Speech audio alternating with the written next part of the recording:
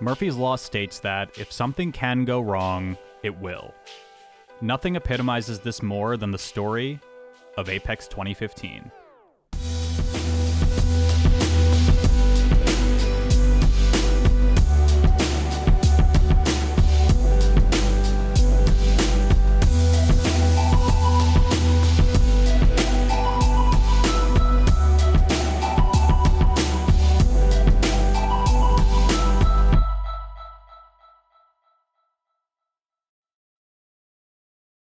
Oh, and by the way, I forgot to mention that this is also the story of one of the greatest Super Smash Bros. Melee tournaments of all time.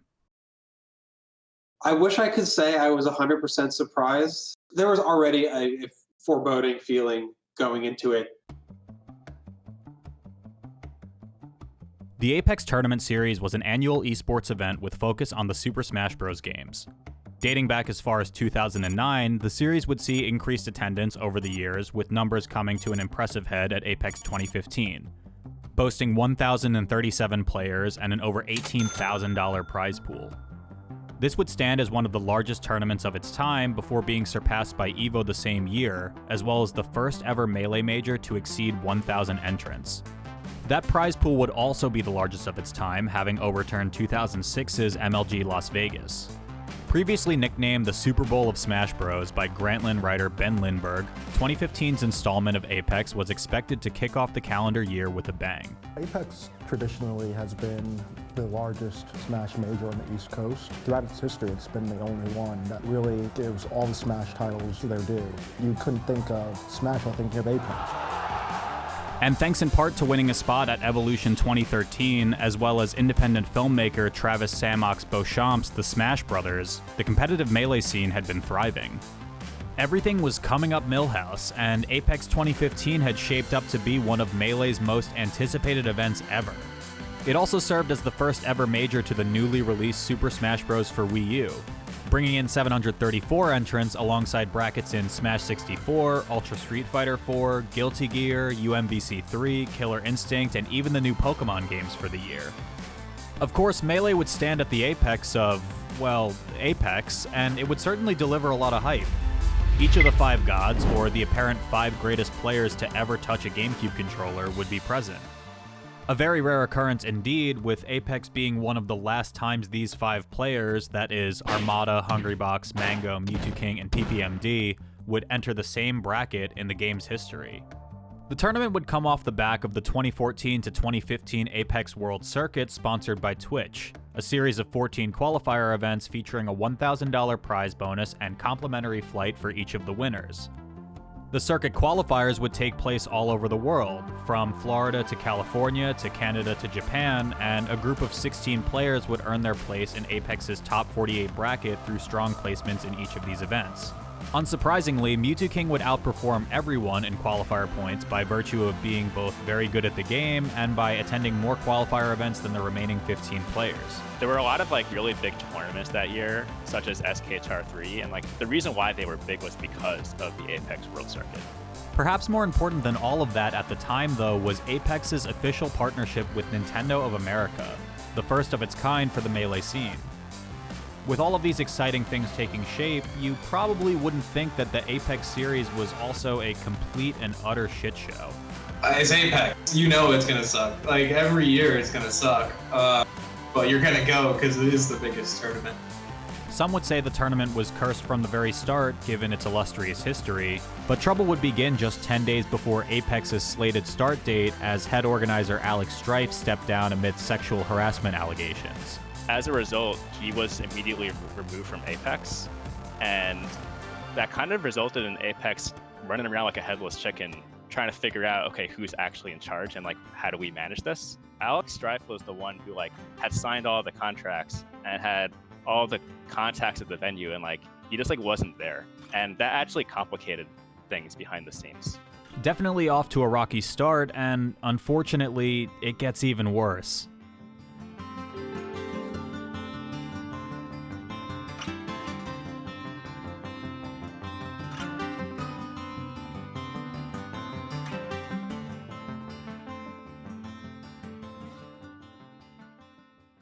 I had seen on the news all the way over here in California about a parking garage collapsing due to snow or whatever.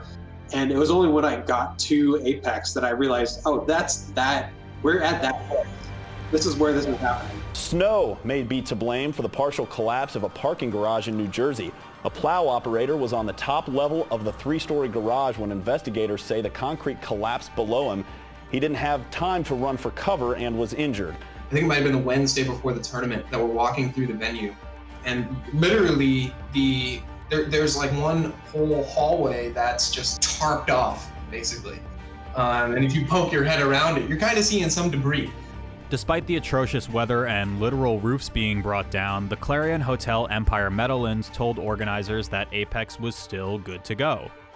That was a lie. I think ultimately it did come back onto the owners of the hotel for allowing an event to even be permitted to happen that weekend, given the state of their building. If I recall correctly, they did get penalized for that by their local government. Jumping ahead to Friday, January 31st, the first day of the tournament.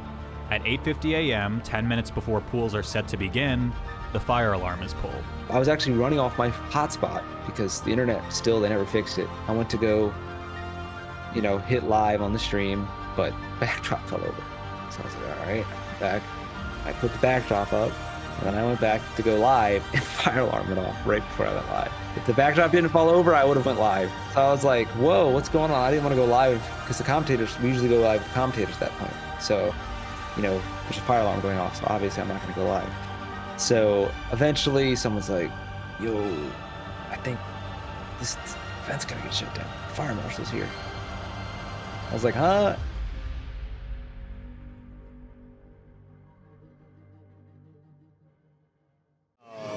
The show has been canceled. Everyone must vacate the premises immediately. If you have a room in the hotel, you can go to your room. If you don't have a room, you must leave. Everyone start moving towards the exits. Enter the fire marshals. A routine inspection of the Clarion following the alarm prank leads to even more bad news. It quickly becomes apparent that the hotel was not fit to host an event, period. In fact, one of the ballrooms was at risk of collapsing just the same as the parking garage outside did just a few days prior. Extensive structural damage due to the winter weather, alongside parking code infractions and just general law breaking, revealed that this venue wasn't all it was cracked up to be. I've never seen a venue contract that cheap for an event that size. It's just not possible. And so it's very clear why he did it that way, right? He wanted to save money. Everything about the venue kind of had disaster written all over it, and this was kind of the end of the road for our wishful thinking that the event could still go on. Mike Donnelly, the Secaucus mayor, informed NewJersey.com that multiple vehicles were parked in the fire lanes in front of the Clarion, presumably due to the damage to the parking garage, and the hotel had failed to apply for a permit to host more than 500 players in this event. I remember the most concerning thing is I see the label, the sign with the official room capacity, and it's definitely in the hundreds. It's nowhere near the thousands. I don't know if there's a single aspect of event production that it did right going into it. It literally, nothing was right. To clarify, yes, the roof collapsed. It was not a series of unfortunate events. If the roof didn't collapse, the event still wouldn't have been able to run. The entire venue infrastructure just cannot support this level of event. So the optics of Nintendo's first partnered event with the Melee scene would be this: a disaster event in the dead of winter with a severe storm that canceled many flights, damaged buildings, and put attendees at risk. For pretty obvious reasons, and to put a cherry on top, the venue would be deemed completely unusable for the tournament. With Apex 2015, we had a situation, I think, where the original venue was sized appropriately, maybe for like a 2013 type of turnout, but it was nowhere near close to adequate for 2015. And because of that, I do empathize with the TOs, because they did their best to keep up with the growth, but unfortunately the venue just kind of had no business being home to a 1,500, 1,600 person event like Apex was. The first Smash-centric tournament to be partnered with Nintendo, gone in a flash. Just like that, poof. Apex was over before it even started. But as Dennis Whatley once said, expect the best, plan for the worst, and prepare to be surprised. Simple enough.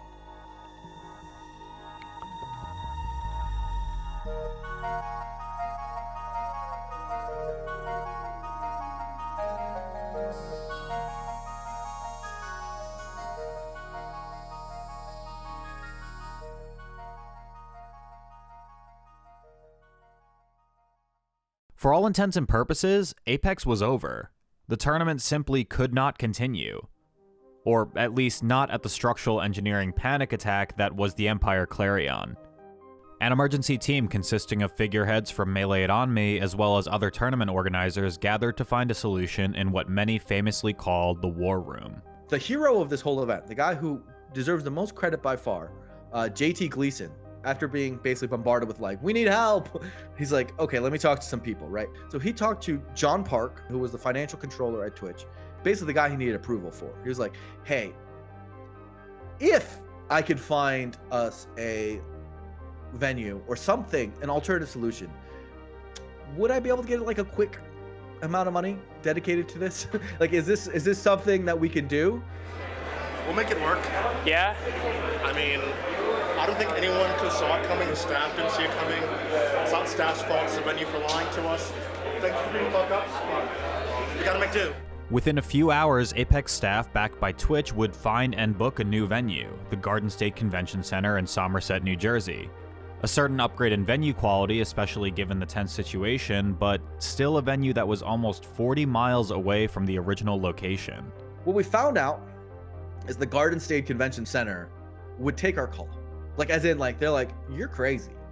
But we don't have the room booked this weekend. I mean, I guess. Thank you to Twitch so much.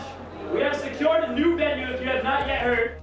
By 4:30 that afternoon, volunteers and attendees alike were supporting to move game setups and heavy CRT televisions, all while staff looked to keep everyone informed of the change in scenery.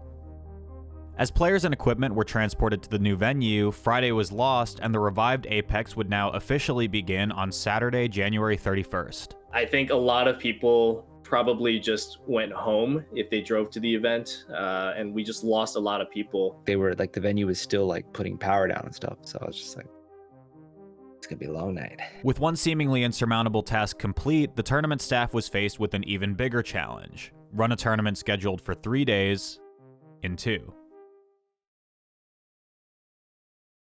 I had a light bulb moment that led to that being possible. Redoing the entire schedule actually wouldn't have been possible because a considerable amount of effort had been put into conflict resolution. Conflicts meaning when people have multiple events at the same time. So if you had redone the schedule, all of that would have gone out the window and you would have had a repeat of every previous Apex event where people have to play in 3 brackets at the same time and it all goes to shit. What's possibly even more surprising about this is that Apex staff somehow managed to keep every event on the schedule. So then I realized, well, what if we just like condense the schedule? What if each wave, instead of being 2 hours, was an hour and a half? And we kept the same exact schedule otherwise. It just turned out that that was barely enough time. Like those 30-minute time saves each wave added up to enough time to be able to do this. And thank goodness they did, because Apex turned into one of the most memorable tournaments of competitive Melee's history. I could go on for hours about all the storylines and upsets and weird happenings at this event, but I'd like to focus on just a handful of players and their stories. Starting off with this guy. Where's Brandon? He's not even here and I hear his voice. Oh my god, dude. Holy shit, he's commentating. He's commentating. He's not even commentating. He's laughing at you, dude. He's fucking laughing at you, dude. Brandon, you better win this shit. He can't even I'm play. Out.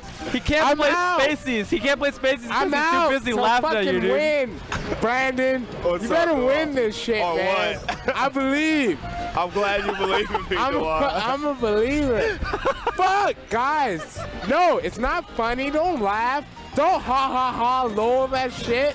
I'm out.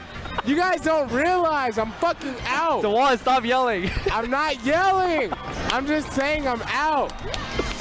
Fuck. Shit, Fuck. That clip was taken from a weekly tournament series organized by Showdown Smash called Get Smashed at the Foundry. And if you needed any more of a hint, Shroomed got smashed at the Foundry. His drunken shenanigans eventually spawned a tournament in his honor titled I'm Not Yelling, which took place just a few months after Apex on April 11th to 12th. The reason I'm mentioning all of this is because, fun fact, the banner photo used to promote I'm Not Yelling was taken at Apex 2015. Dewan Shroomed McDaniel was widely considered to be the best Dr. Mario player of all time, having been ranked as high as 7th in the world on the first iteration of SSBM rank in 2013. He would become known for his Dr. Mario play with a number of top 8 finishes at events like EVO 2013, Apex 2012, and Apex 2013. But it would be after Apex 2014, however, where Shroomed decided to do one of the most challenging things a professional Melee player can do in their career: change mains. Fundamentally, in my opinion, I feel that Sheik and Doc play the same. It's just Sheik has much stronger tools overall. I like Sheik. I'd already been playing her for doubles, and I liked her in that mode of the game, so I'll just try my hand with singles, and I started to really enjoy playing her. And then I just made the full-time switch. Having been inarguably the best Dr. Mario player in the world for a long period of time at this point, Shroomed let Doc go in favor of Sheik and Marth. The switch would come with its own set of challenges, as he would place a bit lower at some of the majors he attended through 2014, but it seemed his character choice would really punish him at Apex 2015, as he would fall to the losers bracket in the very first round of winners after a close set versus Silent Wolf. I wasn't sure what was going to happen with Dewan in bracket, but it was just very exciting, and I just love seeing Dewan beat people because of like the way that he's like his trajectory among like the rankings in the community. It's just fun to see Dewan beat people because people are, I think, underestimate him just because of like the kind of person that he is and the fact that sometimes they're not really sure how seriously he's been taking the game. Take a shot with me. Oh, wait. No. Only drink if you're of age. In most cases, dropping to the loser side of bracket is a death sentence. But not for Shroomed.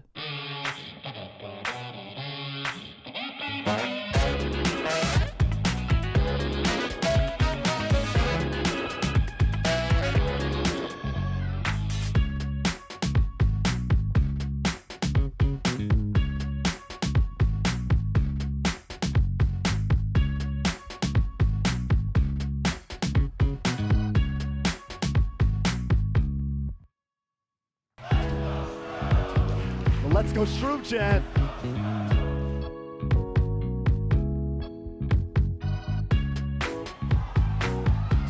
Oh, that is nice. That will do it.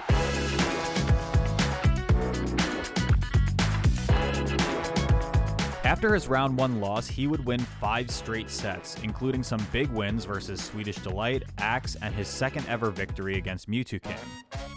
The first win was just a few weeks prior at 2014's Pacific Northwest Regional, and this win would make Shroomed the first player ever to take a Sheik Ditto set off of Mewtwo King. His run would finally be halted by a remarkably impressive 5-game set versus Hungrybox to end his tournament at 7th place. And, you know, it's Dewan. Like, nobody likes losing to him because he just is, he's just like one of those people that can be like annoyingly positive. Now, we know Shroomed fell to the losers bracket early, but you may be wondering, why was Hungrybox there? And to answer that question, we'll have to talk about our next story to come from Apex, the one of a consistent Marth player with a talent for doubles.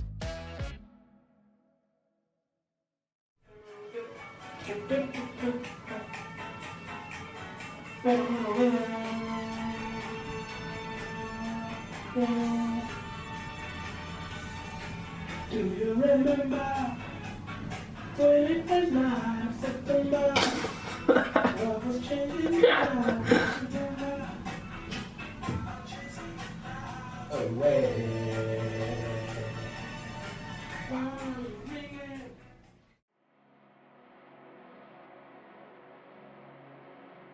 Kevin PewPewU Toy was a Marth player from NorCal and was one half of PewFat, one of the greatest doubles teams of all time. We have this saying back at NorCal, and it's bros before pros, because when you win with your bro, like, it's just like you feed off of each other's like good vibes, you know. So it's like nothing is like that. At Apex, PewPewU and his static teams partner SFAT would place 5th, losing first to Armada and Android, and then to Leffen and Ice. Kevin was added to the Melee at aMSa team around 2013, and he would represent them for the singles bracket of Apex 2015. His bracket would end up being an interesting one. After beating Zoo in the winner's side bracket, PewPewU would move on to arguably one of the biggest singles bracket successes of his career. I feel like Hungrybox dropped a number of sets of boxes. Not really other characters, though. No matter the day, I always feel like there's a chance that I can upset Hungrybox. Well, let's watch the spacing here. I think that like Marth being able to keep Puff out so huge. That's the stock. Oh my God, that is a punish right there. Yeah. Oh, jeez. You looked like you went for a roll read. Nair's gonna do it. Nair's enough. Yeah. 145, that's a good percent to take Puff out at as Marth. Oh yeah. You know, of course you want the tippers, but that's not happening nowadays. PewPewU was in this position versus Hungrybox at NCR, and Hungrybox was able to clutch it out every game. Every game. Here's the thing, by the way. Just one. Oh! Perfect spacing. There's no DI. I don't Puff think exploded. This might be the first Marth Puff set where it does not look particularly bad for either character. Yes. You see this? I'm watching an even matchup right now. Kevin had been working on the tippers for a while before that. So important versus Puff. Like getting stage position back. Wow. How did he stop? There it is. It was run that forward. That was pivot. You have to pivot. You have to pivot to get that tipper. That is a real setup. I did not think there were Marths that really practiced that. I was just excited for him to have a chance to go up against Hungrybox. Melee at aMSa's very own PewPewU, showing that maybe a Marth can beat a Puff, can beat Hungrybox in 2015. At the time, it was theory crafted Marth beat Puff, but HBox destroyed all Marths. Careless forward smashes will be. Oh! He gets the tipper forward smash! There was a NorCal chant! Yo! That is the setup! The crowd is going nuts right now! No one predicted this! I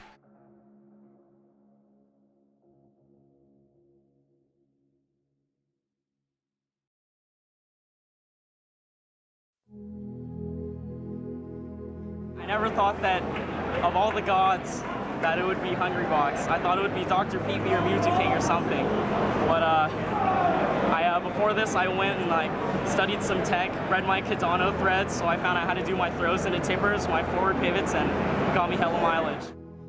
At the time of this video, this victory would be PewPewU's first and only win against Hungrybox. It was easily one of the best wins on his resume, and in terms of the Apex bracket as a whole, well, things got a bit mixed up. Hungrybox would drop to losers following a matchup he was heavily expected to win, where he would eventually exit the tournament at 5th place following a 3-1 loss to Armada. PewPewU would lose his following match versus PPMD 2-1, and in losers he would then fall just short of top 8 against Kirby Kaze. Now don't get me wrong, 9th place was nothing to sneeze at, but I think the big hypothetical from Kevin's run comes from what could have happened had he not upset Hungrybox. Had Hungrybox taken this set, the following matchup versus PPMD could very reasonably go either way, and as we'll later discuss, that could have drastically changed the outcome of this event.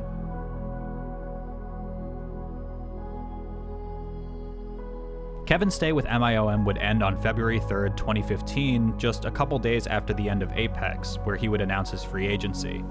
The sponsor move would end up being a good decision for him though, as just a few months later on June 5th of the same year, PewPewU would become the first ever Smash player for the North American esports organization, Counterlogic Gaming. PewPewU's run here was incredible, and by knocking HBox into losers, he potentially opened the door for others to prove themselves even further in the Apex bracket. Crowds maybe stretching it, but you just felt really happy to be a part of NorCal and a part of Kevin's journey to become somebody who can take down a god like that. I'll always remember that feeling of beating him at Apex 2015. I think of almost every entrant at this event though, nobody had more to prove than Japan's famous Red Yoshi, aMSa.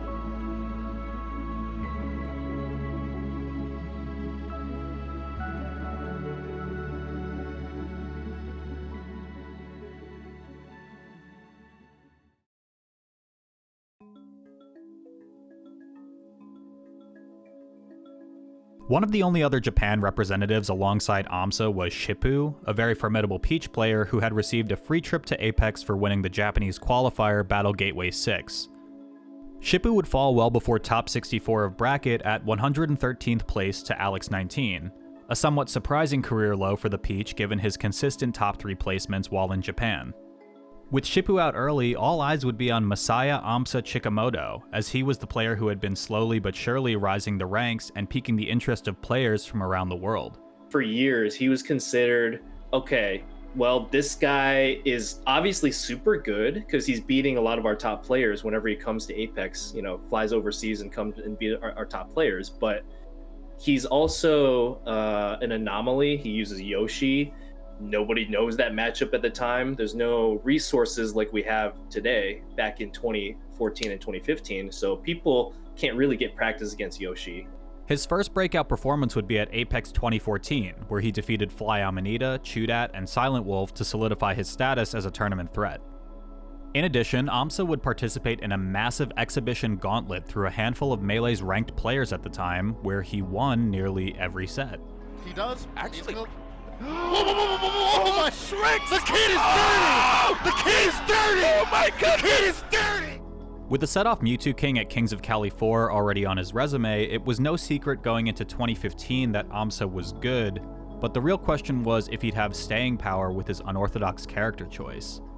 Best of 5 sets were a struggle for the Yoshi player in his tournament infancy, as opponents would have more time to adjust. Before you know it, if you're facing him in bracket, you get 2-0'd before you learn the matchup, and it's like, was he really outplaying me, or did I just not know the matchup? And that's always been the conversation around aMSa. But my goodness, did this Yoshi player make everyone eat their words.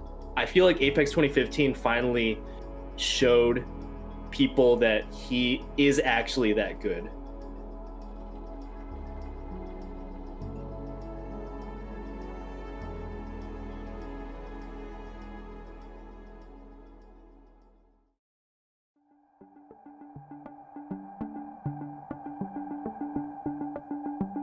A lot of people didn't realize what the power of that technique was going to be until they saw like the kind of punishes he was getting off of, like Marth's trying to up tilt him on platforms on, Battlefield and Ocean Story.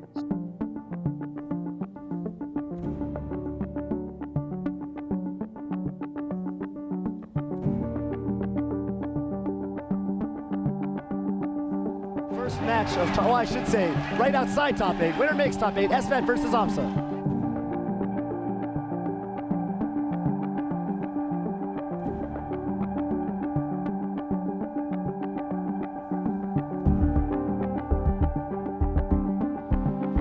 Okay, he's getting creative. Nice read. Up air, so he's trying to keep Kamikaze in the air. aMSa is all over this man right now. And that will do it. That was systematic. aMSa will edge off Kamikaze, and he's advancing in the top 6.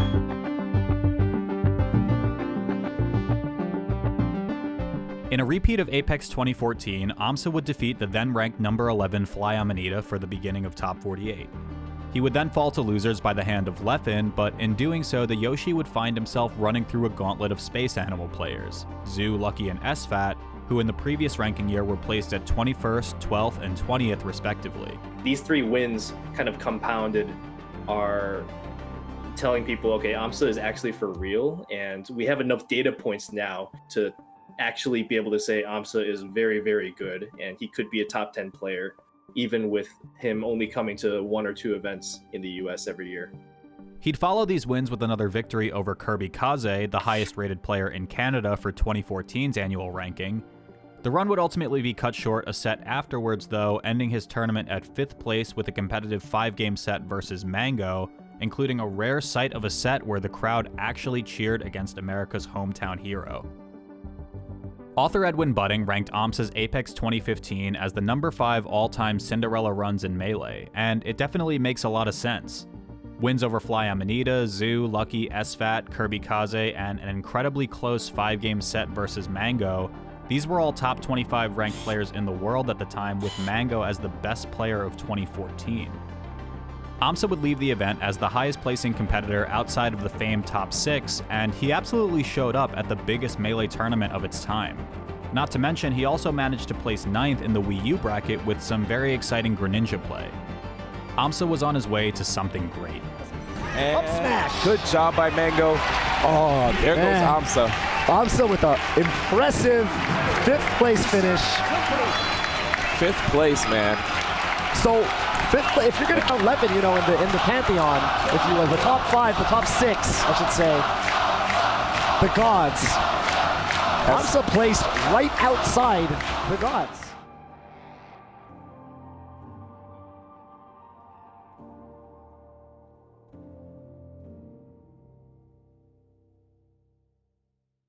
It's funny how I can be considered the greatest of all time, but also equally at the same time be the biggest buster of all time, all the time. Like, how does that make sense, you know? The stylization of the Kid, the Goat, and the Buster is one that defines Joseph Mango Marquez. As a member of the 5 Gods of Melee, as well as a player who remained within the top 6 for over a decade, Mango is widely considered to be one of the greatest Melee players of all time. He would dominate the competition in the years leading up to 2015, but there was something about the Apex series that always seemed to prevent him from winning. The Summer Smash, it is super dominant by Mango. He wins the 3 biggest tournaments, MLG Anaheim, EVO, and Big House, going from June until October in 2014. So at the end of 2014, it's like Mango is easily, like, far and away the best player of the year. The thing is, going into Apex, it was tricky to evaluate his prospects because little known fact about Mango is he has not even made grand finals of an Apex ever in his career. And we knew that. Yeah, we knew that going into Apex 2015. It's like, which Mango is going to show up? Is it the one who just won the 3 biggest tournaments of 2014? Or is it the one who's never made grand finals of an Apex? It would be at Apex 2015 where Mango birthed his final title of the Buster, a Smash community term used to describe someone who underperformed at any given event. I realized life is this crazy, mystical thing, and sometimes you just go out like a buster, and there's nothing you can do about it. Silent Wolf's early win versus Shroomed would bring the Fox to Mango in the second round of winners. Mango would convincingly win this set 2-0, followed by another 2-0 win versus Nintendude. These of course weren't unexpected wins, but Mango's run would ultimately be stopped short first by the hands of Leffen and then by Armada with respective 3-1 and 3-0 losses. He'd defeat aMSa in a close 3-2 set to advance 1 round further to Armada, but all things considered, Mango's Apex run just didn't have a lot going on, unfortunately. From his first attendance in 2010 to his last in 2015, Apex would be one of Mango's weaker performances every year. I want you to think about your life. How many times have you gone out of buster? It happens to everyone. Yeah. I went out like such a buster this week. Holy moly. I act like Mr. Cool Guy on Saturday. I call out Leffen. Oh. And then I just get 3-1. No. And then I play Adam, Armada, and he just 3-0s me. Like. Yeah, no, dude. But it wouldn't just be these handful of sets that Mango lost, though. In addition to exiting from Apex at 5th place, an all-time low series placement for him if we exclude 2010, where we saw Scorpion Master, Mango would also lose $1,000 to Leffen at the conclusion of their winner's side set. Now, you may be asking exactly why Mango lost $1,000 in what was just a winner semi set. And to answer that, we'll have to talk a bit more about the Fox player who many branded as the Swedish villain of Smash.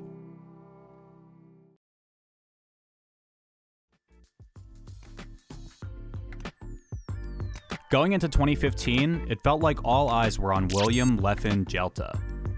He would exit the previous year's Apex at an impressive 4th place, which included his first ever win against one of the 5 gods, Hungrybox. Oh! That's it! Leffen jumps out of his chair! Hungrybox in loser's bracket! This event would immediately put Leffen in the Players to Look Out For category, and it'd serve as one of the first steps in a very successful Melee career. He would proceed to take out 3 additional gods in the coming months, Armada at Beast 4, and he won. Leffen has finally beaten Armada. PPMD at MLG Anaheim, He gets the assist and Leffen takes it! and Mango at Beast 5. And Mango, it looked like he gave up right there. Good job by Leffen, kicking Mango into the loser's bracket. Which left only Mewtwo King on his list as Apex 2015 approached. Apex 2015 having all 5 gods in attendance would serve as Leffen's ticket into Melee's exclusive top level. But with his reputation becoming more and more well-known, Leffen would soon have his first true boss battle in sight.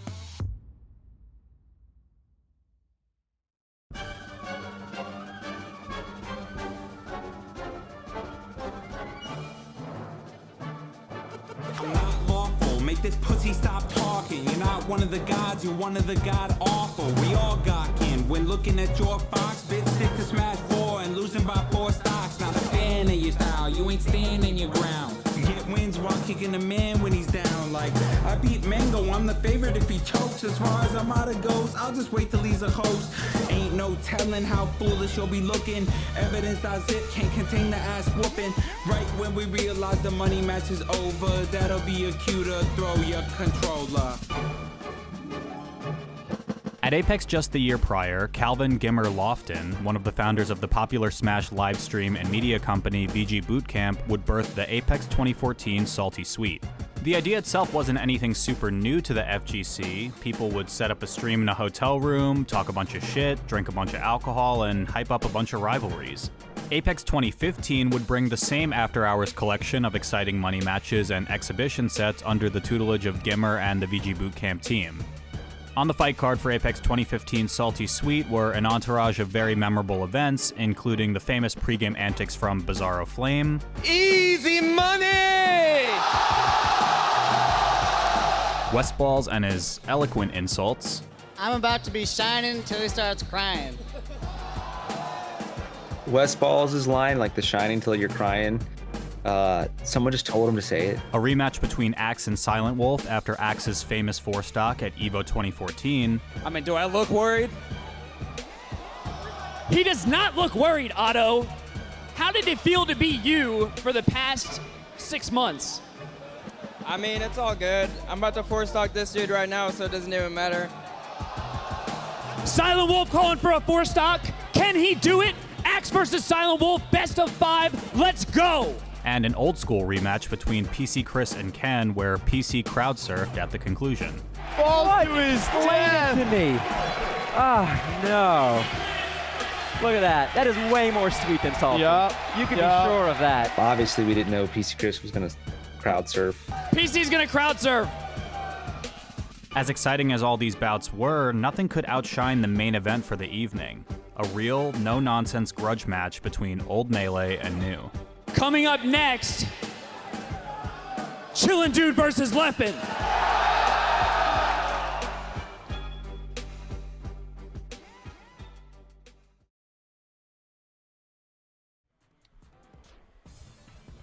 I don't need to say anything. Everyone knows what I'm going to say. And it's gonna be 5-0. That's how it's gonna be. Like, I really wish he would have more of a shot so I could set him up as a goal, and I practiced really hard. I wish that was the case. $100 is not a lot of money, but as it is now, $100 compared to a 15,000 or more prize pot, why should I waste my time practicing against him? I'm gonna beat him anyway. He takes a game? Sure, he takes a game. He loses his color by the end of the day anyway. What started with Leffen trash-talking Chillin sponsorships with Curse and Team Liquid ended up escalating into a 1-to-5 Fox Ditto Pride match.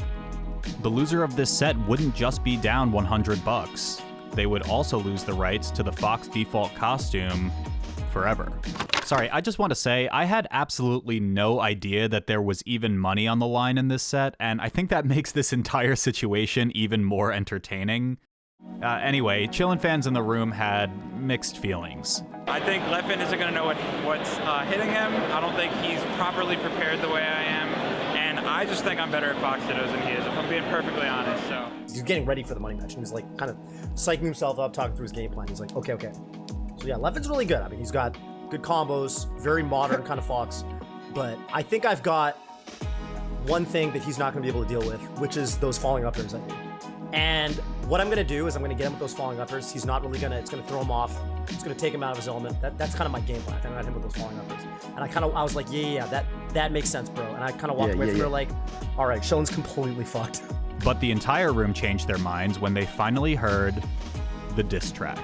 And then time for the main event, and the rap song starts playing, Leffen diss track, and I didn't know what the fuck was happening. And like I explained, it was like I lived, because we didn't have Smash diss tracks back then. You know, Mike K, a couple others had gotten into that game, right?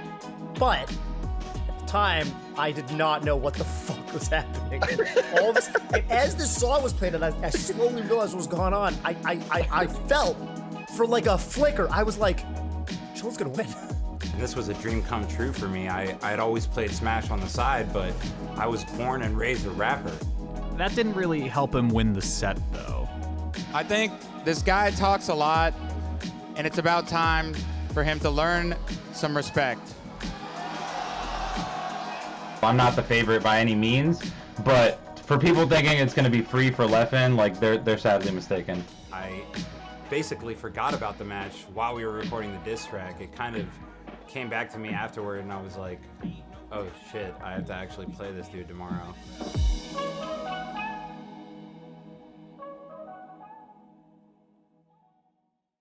Leffen, what do you have to say to Chillin before we start? I'm sorry. All right, let's just play. I can bother this fraud, and let's move on, all right? Whatever Chillin and Leffen did was just completely off the top. Let's play some Melee. It was very nerve-wracking, and so to deal with this, I drank a lot of alcohol. A lot. And a 5-0. Right now, Chillin gets dethroned. He is not using this color fox anymore. Chillin might have gotten washed. Not a single game won. Sure, some were pretty close, but the humiliation had no bounds. Leffen followed through with his promise at Paragon 2015, a 5-0 victory. And in losing in such tremendous fashion, this is all Chillin would have to say. You have anything you want to say to the people? My B. The way the My B was formulated was, how can I get off this stage the fastest possible? The fewest number of letters, even, that I can say to leave this stage immediately. After Chillin's departure from the stage, Mango would end up taking on the role of an Avenger at Apex. In true WWE fashion, he would enter the ring to challenge Leffen to a $1,000 money match if they met in the main bracket. Mango was watching, and I walked up to him before they started, and I was just like, hey man, like, if like Chillin gets whooped, could you just like do something? And he said something like, I got you. And that's when he walked up and just challenged Leffen into a $1,000 money match. I was just like, whoa, whoa, okay. This man, okay, I went to his country and he beat me. Okay. But you come to my country and you beat my man 5-0. If we play in bracket, we're gonna put 1,000 on it. 1,000.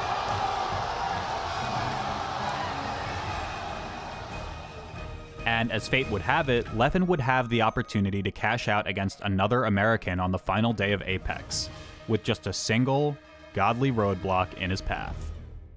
I can't play Vanilla Fox, cause Leffen 5-0'd me. I learned how to play guitar. For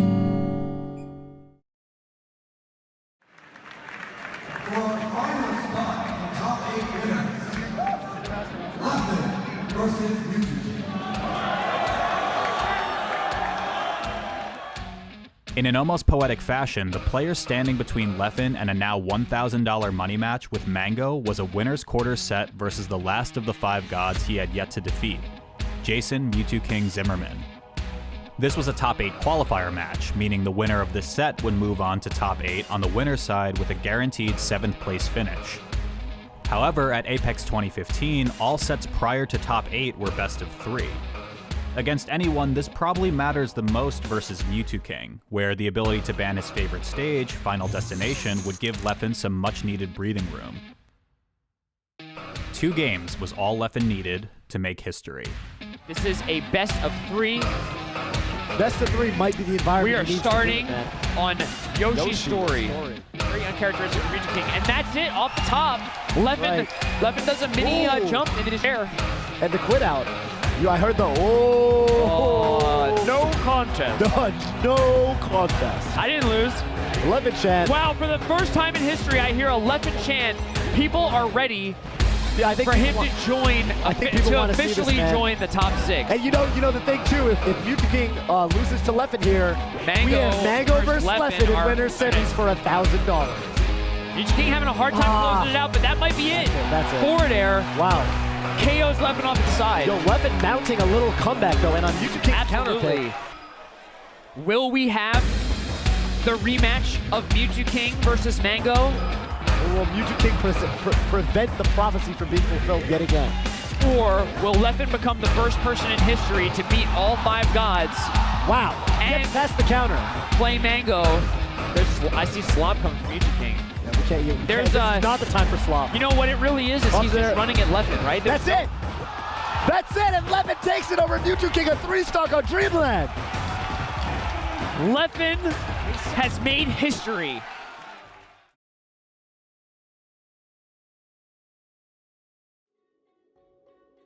Apex 2015 marked the event where Leffen would topple all 5 gods, becoming the first player of only 2 in Melee's competitive history to ever do so. Throughout 2014, I think Leffen transitioned from the guy who randomly lost to other top 20 players like Javi at Apex a couple years back to somebody who did not lose to anybody except the gods anymore.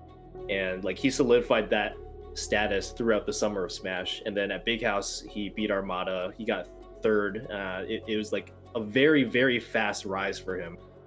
And Apex 2015 was the tournament where they probably rigged the bracket, who knows, but him and Muta King are winners quarters lined up to play against each other. And Muta King happens to be the last god that Leffen has not defeated yet. And then he goes ahead and beats Muta King. So then I think that kind of signaled his ascent to be a solid member of the top 6. He was not the 6th wheel anymore. It was just, oh wow, this 5 gods thing, we kind of have to reconsider it because Leffen has now beaten all 5 of them, which nobody has ever done before. So now it's the top 6. This would be an achievement obtained only by a rare few in Melee's competitive scene, and with a portion of the gods now retired from the game, an achievement that would only be held by those few for the rest of time. With history being written as he played, Leffen would have the chance to prove himself yet again and break the foundation of the gods in his next match versus Mango. No one knew this better than Leffen, who had not taken a single set win versus Mango for the entirety of 2014, but with a close 5-game set victory at the start of 2015 at Beast, it was looking like Leffen's time to shine. With $1,000 in cross-continental pride on the line, Leffen would take the momentum from his set with Muta King and use it to completely dismantle Mango. Yeah, if he does this, man, up tilt, not gonna. Oh, yes, it is! Leffen! What? Of all the ways for the set to end, and up tilt! Leffen would ultimately exit the tournament at 3rd place, outperforming 3 out of the 5 gods and following what many consider to be his true emergence into the pantheon of greatness. His sets versus Muta King and Mango proved that while there might have been 5 gods, there was also a godslayer among them. Melee was now represented by its top 6. Of everything that happened at Apex, these were some of the event's greatest stories. But I think it's about time we talk about the 2 players who made it all the way.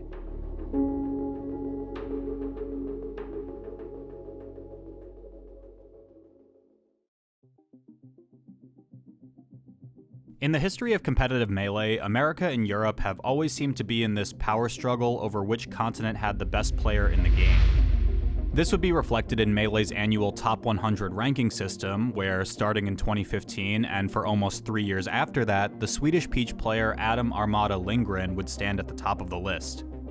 Aside from Armada's mainstay as one of the gods of Melee, this period of dominance would also be manifested by his downright uncomfortable level of consistency, having positive records against every opponent he has ever played, excluding the short list of Captain Jack and Silent Spectre. This sheer ability for the game comes with another bonus fact. Armada not only stayed positive in record versus almost everyone, he didn't lose a single set to a single player outside of the top 6, except for a few, and I mean a few, rare instances over an 8-year period. It wasn't always like this, though. In fact, before Armada's dominance starting in 2015, Mango, an American, was the undisputed best player in the world. This battle of continents would spawn one of the most storied rivalries in Smash between Mango and Armada, but for a brief moment in the summer of 2014, there was a new face at the top of the rankings over both of them. And it was another American by the name of Kevin PPMD Nanny. Before attending Apex 2015, PPMD had not returned to the competitive scene in over 5 months, but back then he went by the humble tag of Dr. PP.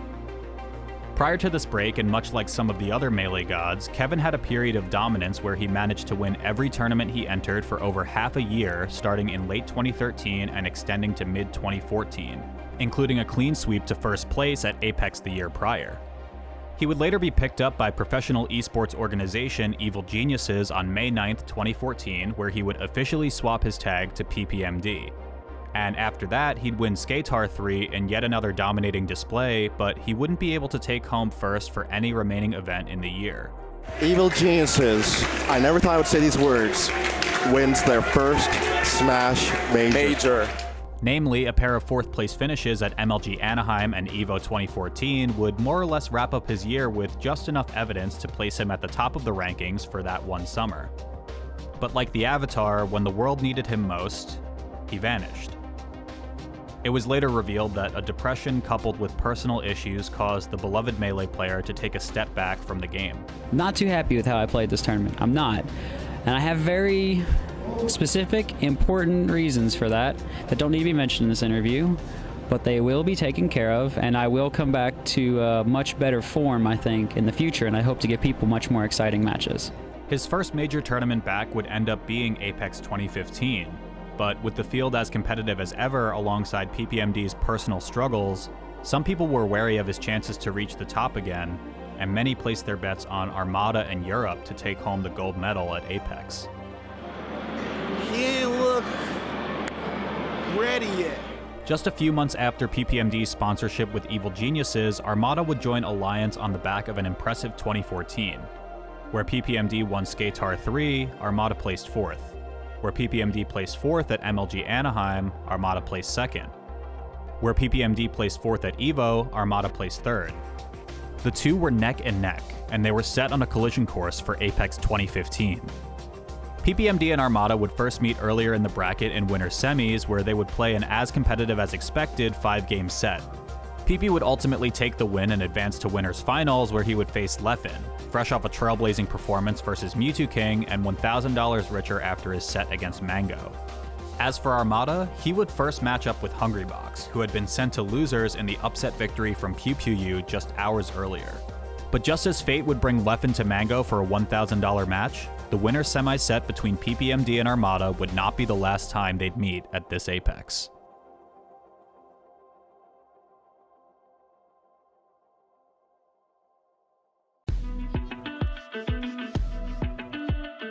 We had no idea what this tournament was going to be, but it's become something that we'll never forget.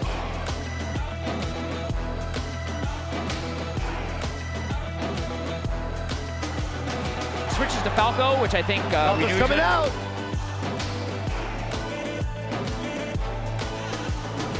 All right, we're trying to get something started right now. And that's a big shine. Yeah. 64% from one hit. And any one hit from Armada can lead to massive damage. Yeah. Could lead to Armada being up 2 stars. Yup. They're off stage. Will he get the edge guard? I feel like he will. Armada's edge guards, like flawless, like usually flawless. Yeah. Me again, I don't know if that was the right thing.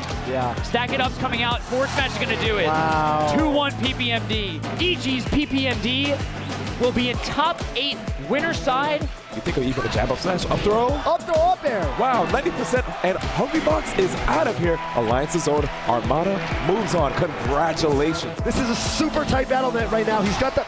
Oh! Wow, the headlock. PPMD, that was too fast. Wow, the charge. Oh, and Leffen misses it. Going too low in the side B. PPMD and another Apex gets himself right there in grand finals. From winner's side. Yes, sir. Oh, Armada with the slick movement. Yeah. Wow. The stare down. Armada looking focused right now. That's it. That will do it on Yoshi's story. Armada defeats Mango. Armada all over him. He's playing so aggressive. Wow, the shot. Oh, no, Leffen. Side B's in the opposite direction. I can't believe it. Great job. Armada makes it to grand finals, and we're gonna have run back. Yo, PP versus Armada.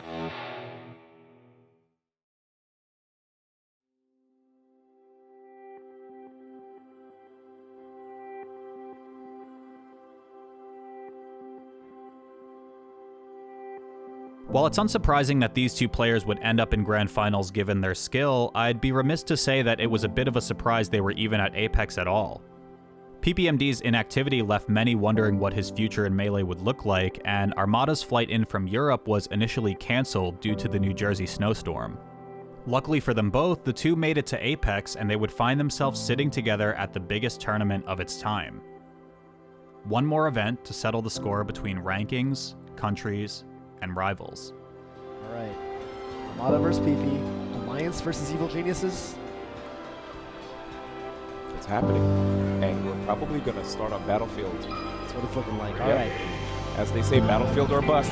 Game 1. Armada letting him back on stage. Really great wall space. Whoa! First blood. Oh, wow. Mango-esque follow-ups. Whoa. Seriously. There, back air. Game 2, Pokemon Stadium, and he's staying Marth. Okay. Fox Marth, who knew that, these two would be playing this matchup, especially after, winter semis, they went to Game 5 and Falco Peach, and now Fox Marth. You can try to get out of there, I think, and for good reason. Wow! Whoa! You know your hitboxes. Look at PP, he's like, okay, yeah. Whoa. Okay. Nice. Counter. Whoa. Wow. Amazing. Wow. Covered all 4 recovery options. That'll okay. Okay. That'll do it indeed. And Armada up 2-0 in this first set. Wow. Dodge cancel shine. Whoa. Whoa. Yo, PP. Okay. Wow. And this set is getting crazier and crazier as the games go by. Game 5 up next. Yeah, so PP now poised to take the tournament if Armada doesn't play his cards real carefully. This is looking like a very different set than a moment ago. Oh, Wow. that's a stock. But Armada. Oh my goodness, and that hurts for PP. Yes, correcting.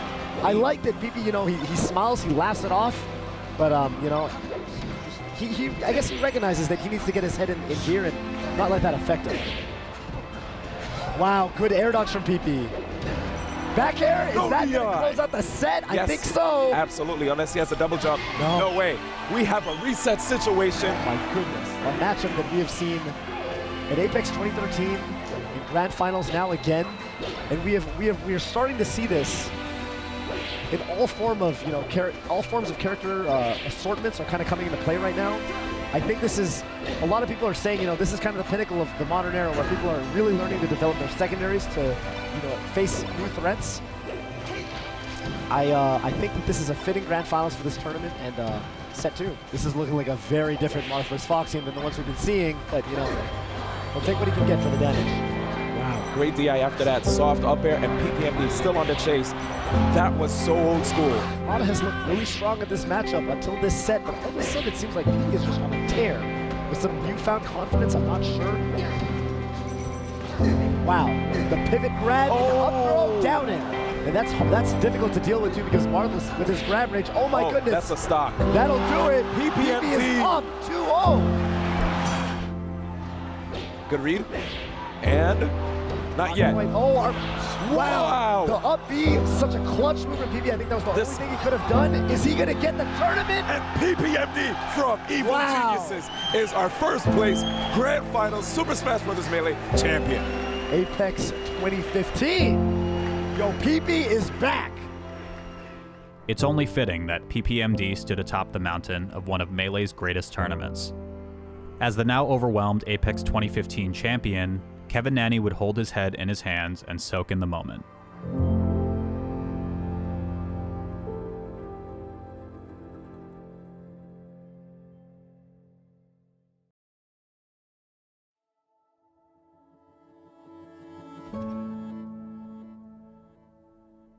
Despite the long break from Melee, many were happy to see PPMD's run, and Apex would end up becoming one of his most famous performances ever. PP would enter a few more tournaments through the remainder of his 2015 and his career as a whole. 3rd place at EVO 2015, 1st at Canada Cup, 5th at Smash Summit, 6th at Genesis 3, and wrapping his singles chronicles up with a 10th place at Battle of the Five Gods. But nothing could quite compare to the magic at Apex 2015. One person represented an entire country and showed the world what it had to offer. So this will be his highest placing in any national. One person turned competitive Melee into a high-stakes spectacle. If we play in bracket, we're gonna put 1,000 on it. 1,000. 1,000.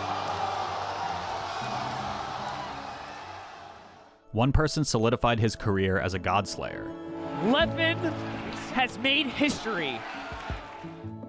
One person would dominate the competitive scene for years to come. Man, Armada has really just... He's taking He's really put some distance between himself and everybody else. Oh, yes. Yeah, yes. And hell, one person kind of became a pop culture icon. Chillin, you have anything you want to say to the people? Might be. But at the top of all of these triumphs, we have Kevin Nanny. Apex 2015 was the last major tournament PPMD would ever win. It will forever be a moment of glory, especially given his personal struggles, shared with the community that helped crown him a champion one last time. And just look at what a small mark his victory left on this beautiful and breathtaking piece of history. Apex 2015, it will go down as this thing where there was a disastrous venue situation, but there's also a lot of good that came out of it. Proving to ourselves that the group of people who attend these tournaments can turn around and set up, turn on a dime and set up a whole other tournament. We have like a crowd that's bigger than our grand finals and more hype, more noise, everything. We need to do Smash tournaments at a convention center every time because this is Smash Expo. It's not Apex anymore. It's something bigger. It just shows you what kind of community that we have. I don't know, just the ability for the community to come together and pull something off like that is just crazy impressive. I give Apex 2015 like a lot of credit for like where I am today. That served as a big motivator for me. And sure enough, 18 months later we had Shine. Genesis would not be what it is today if things hadn't gone down the way. Smash GG as a concept became a thing at Apex 2015. I think overall it actually worked out in everybody's favor with the event move, except maybe Twitch's pockets. And having, Nintendo at the helm with all the other TOs helping definitely made that possible. That happened to be in, I guess maybe the right place at the right time in terms of being able to like take a situation like that and turn it around. Dude, you were trending on Twitter. How does that feel? It's trending above the Super Bowl for a little bit. It's so amazing. Something about that Apex just felt like the most hype event. This event was just special, man. Like everything about it was insane. And then who knows, maybe the conditions involved with how it ended up that way made players play a little less on point, which made things more interesting. Even though that one was like the biggest shit show, it was still the best one. Right? I think Apex 2015 is one of the best events that ever happened. It's so weird to say. It's the worst best event, obviously. Had a lot of drama around it, but undeniably, you look at the VODs and you look at the footage and you look at the drama and the storylines. It just had more from a content perspective than anything we've done before it. 15 Apex, like legendary event. A lot of different successes in the last few years in the Smash community can be attributed to the challenges that we had to overcome stemming from Apex 2015. I do think it's amazing that we ended up, doing the opposite. I do not think Smash or Melee would be nearly as big in the following years if we had it. This Melee thing, is blowing up so much, and it's what I love, man. I think people need to think about that more when they talk about, what really makes you happy, because, you can go to your 9 to 5 and you can be miserable. You can make your money and then come home and be like, wonder why I'm not fulfilled, so I'm going to tell other people they're not fulfilled for doing what makes them happy. I'm doing what makes me happy, and if I end up going all the way with Melee, there's nothing wrong with that, so I'm just going to try and figure it out. There has never been a tournament with more history and heart behind it than Apex 2015.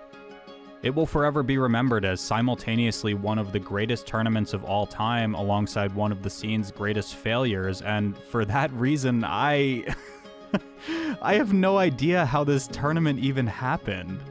I mean, how does the Smash scene always find a way? How is it humanly possible for this community to make the most out of a completely terrible situation? In an interview with Polygon, Michael Nintendude Brancato says, everyone remembers Apex for being both saved and one of the greatest tournaments of all time in terms of the actual matches and hype. They do forget that it still ended at 3 a.m. since Sunday's schedule went terribly. Despite the fact that the event ran so long, I think to like 2+ a.m., everyone stayed. Like everyone knew we were in the middle of something like historic. It's safe to say that Apex did not go even remotely as expected, but this event was a blessing in disguise. And that's all attributed to the sheer tenacity of the Melee community and their ability to band together in the face of a catastrophe.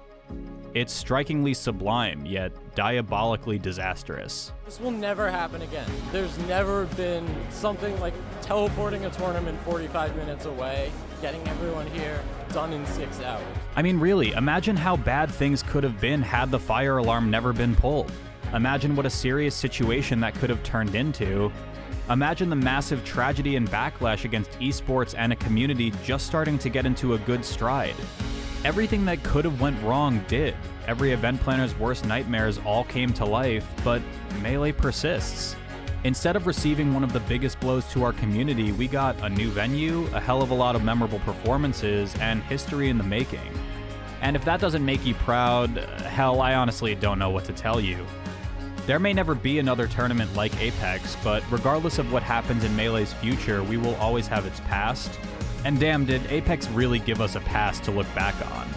It was truly a remarkable event that I don't think anyone could have ever seen coming. Honestly, to whoever pulled the fire alarm that day, you kind of made history too. Society would say, why are you all together? There's no reason for you to really be interacting with each other. But you have a GameCube controller, you're one of us. Through it all, we're left with some really great stories that we otherwise would have never had the chance to see had that first venue not been shut down by the fire marshal. And that's pretty damn special. Expect the best, plan for the worst, and prepare to be surprised. Simple enough. Yeah, USA holding it down.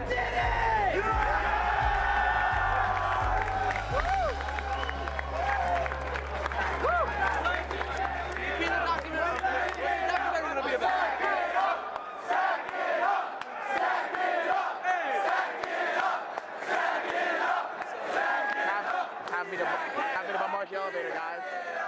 Hope you guys enjoy. Peace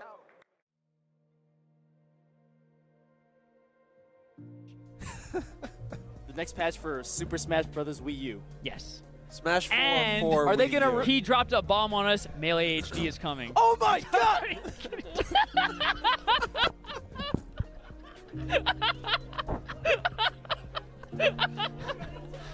I had to do it, dude. Can I tell people?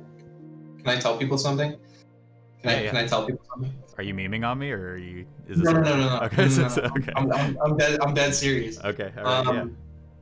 One of the best things to go to Apex for, year after year, one of the absolute best things. No other tournament has come as close to this. That's fat sandwiches. The Are You Hungry food trucks, especially when we were located at Rutgers, when they were using the Rutgers venue. Are You Hungry food trucks, half a mile away. Get a fat sandwich, dude. Stuff that with some chicken fingers, some mozzarella sticks, some honey mustard. You get some French fries in there, in some cases some sliced steak, you know, some like cheesesteak kind of stuff. Nothing's ever come close to that. Oh, That's I just fucking a love fact. you, man. Wait, okay, but it's in New Jersey, so do you call them? Well, you're Massachusetts area, so do you call them hoagies there? The fuck out of here, Walt. I don't call them that. I live How in New York. dare you? New How Jersey. dare you? New Jersey Hoagies? people call them hoagies. That's what they Hoagies? do. No. No, they just called them fat sandwiches. It was a food truck. Are You Hungry? And it's like RU, like Rutgers University. Yeah. Crafty. You know, you'll see fat sandwich places like all over the country, of course. But that was the first time I got exposed to them for sure, and that, you know, that's my point of reference for them. So shout out to the Are You Hungry food trucks, dude. That's the biggest thing that Apex was one of the biggest selling points, dude. This is a funny story I want to tell, because it's one of my favorite tournament stories ever. Sure. I was spectating the doubles match between Taffakins and Red versus I want to say Swiftbase and TN. Okay. Fox Chic versus Fox Chic. So they play game 1, and they turn to ask what the counter pick should be, and they're like super confused. Like, wait, why are you asking us the counter pick? We lost. And it turns out that they teamed with the wrong Fox, and they didn't know. No way. That's so great. Is that set on YouTube? It's not. Oh my god, that's not, hilarious. If you want to know more about that set, ask Tafo, because I've also asked him about it to retell it for me. It's so funny. It's just so memorable. Like, it was terrible at the time. I felt terrible. I was like pretty sick by the end of it. But it was very memorable and it was cool. Something only a young Blur could do. I don't know if old washed up Blur could have lived through that weekend. I don't think I want to relive it. Yeah, dude, I don't know if I could do this. Jeez. But it was fun at the time. I think the great thing about this community is that it's not top heavy. It's built from the ground up, and we can withstand losing, people at the top, and we'll still go on because of just that great structure at every level that we have. So just thank you to everybody who's ever loved Smash.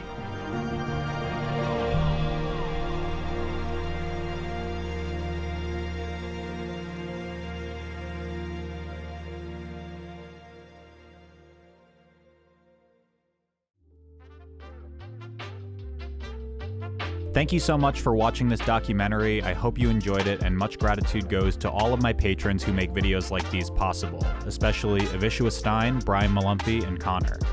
If you'd like to see more documentaries like this, please consider supporting me on Patreon or check out the new merch store over at turndownforwalt.com.